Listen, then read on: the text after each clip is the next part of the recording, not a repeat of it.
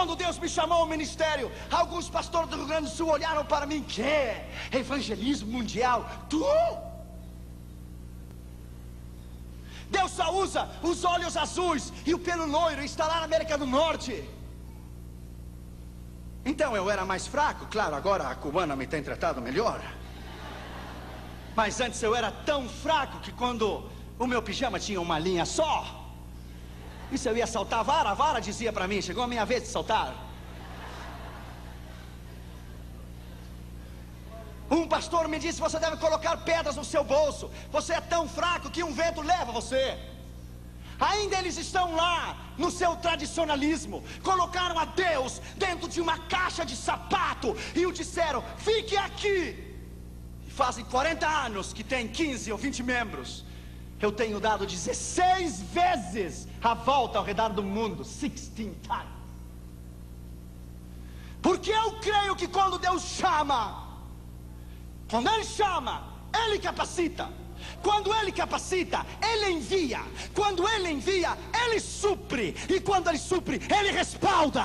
É a unção do Espírito Santo e o poder da autoridade do Senhor que o chama, que o capacita, que o envia, supre e respalda. Deus não tem nacionalidade. Deus não precisa de passaporte. Porque para Ele não há portas fechadas. Bendito seja o seu nome. Deus escolheu este homem. Em 85 nós colocamos nossas mãos no muro de Berlim. Parecia impossível, aquela magnitude, aquela fortaleza, 25 metros para cima. De cada 20 metros, uma casinha com um soldado e uma metralhadora. E o arame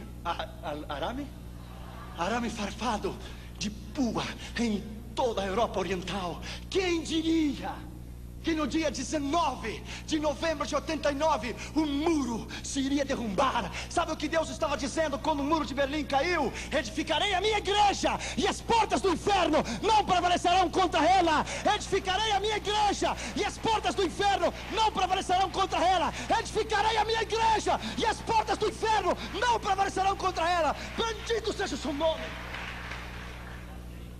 Para Deus não há impossível. Ele não conhece derrotas. Jesus viu aquele homem. Lembro-me quando eu estava no Japão. Uns rapazes da Jokun ficaram comigo e fomos num templo budista.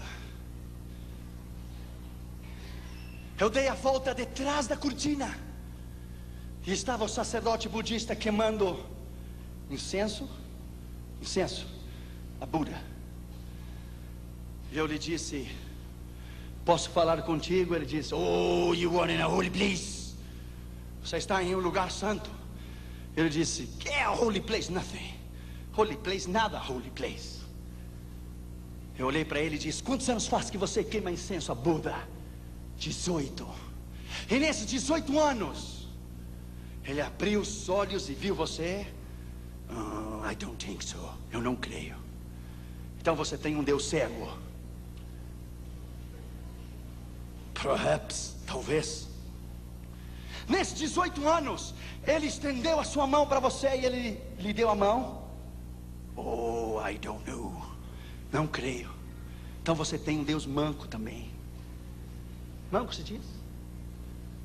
Nesses 18 anos ele abraçou você, ele caminhou até onde você está e lhe deu um abraço? Não. Então tem um Deus paralítico também. Nesses 18 anos ele ouviu você falar? Não. Então tem um Deus surdo também.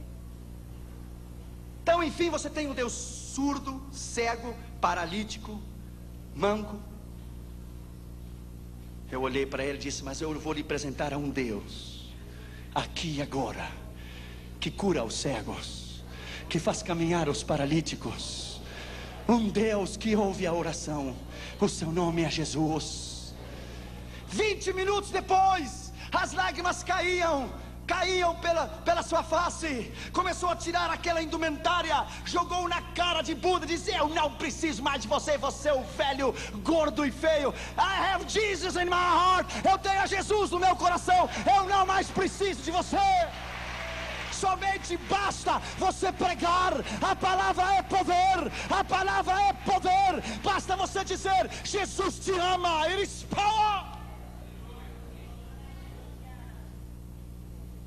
Jesus viu aquele homem, Jesus viu você.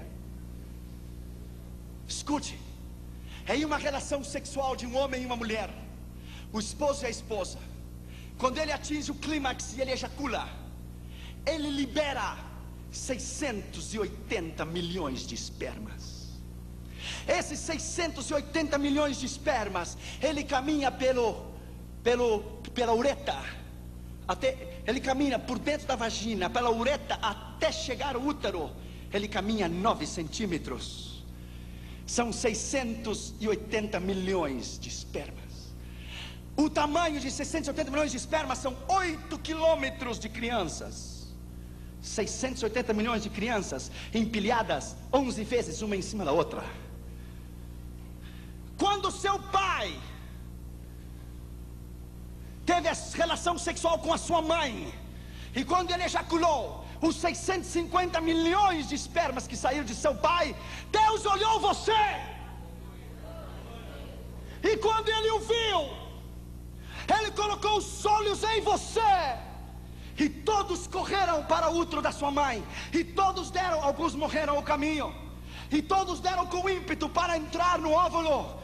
E quando Deus viu você, Ele lhe disse: corra, campeão, corra, eu tenho um plano com a sua vida, corra, eu amo você. Quando você estava dando para entrar no óvulo de sua mãe, Deus veio em você e disse: precisa de uma mãozinha? Entra, eu tenho que usar você, entre, eu preciso de você, você é o meu escolhido, eu quero usar você, you are mine, você é meu, yes, you are mine. Por isso você está aqui. Deus somente matou os quase 650 milhões de crianças para que você vivesse. E você ainda pergunta: será que Deus me ama? Deus tem um plano contigo. Segundo lugar, ele estava sentado no banco dos tributos públicos. Esse homem tinha uma posição, lugar onde se cobravam os impostos. Ele tinha uma posição, ele era um homem importante. Lembro-me quando Deus me chamou. Há 15 anos atrás eu passei por Belo Horizonte. Eu vim sozinho do Rio Grande do Sul. Cheguei aqui na rodoviária, coloquei a minha malinha nas costas e caminhei da rodoviária até a rua Carijós, ou Tapajós, Tamoiós, something like this. É Os, é por aqui. E vim a Jocum. Há 15 anos atrás eu comi aquele sopão da Jocum. Era tanta graxa que quando você virava o prato para baixo, não caía a sopa, porque estava pegada no prato, não podia cair. Aqui na Jocum me deram uma picareta, um pico para fazer um poço, e as minhas mãos ficaram cheias de calhos. Eu lembro que depois choveu, começou a encher de água o poço. Eu comecei a chorar. Pensei em voltar e ouvir a voz de Deus que me disse: eu não uso crianças, eu só uso homens e mulheres preparados. Não chore, porque eu vou levar você tão longe que lá não há mamá nem papá.